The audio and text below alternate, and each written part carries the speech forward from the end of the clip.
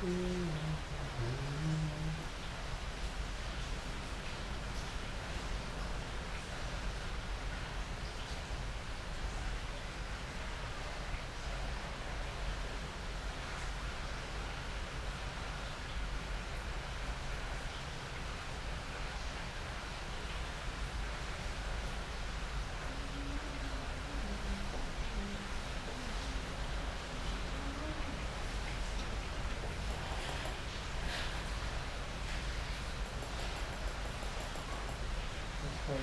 giấy vậy luôn.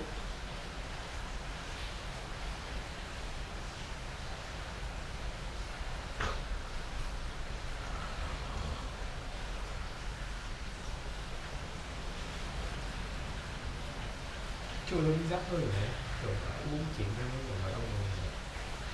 Chưa nó Không nhớ rồi. gì? Nó bơm bơm cái ga rồi mà lửa châm nó úp phát đấy rồi nó cứ vào cào gió đéo ấy. Cái gu tu máu rồi đấy rồi thâm để nó cào gió tuyệt vời.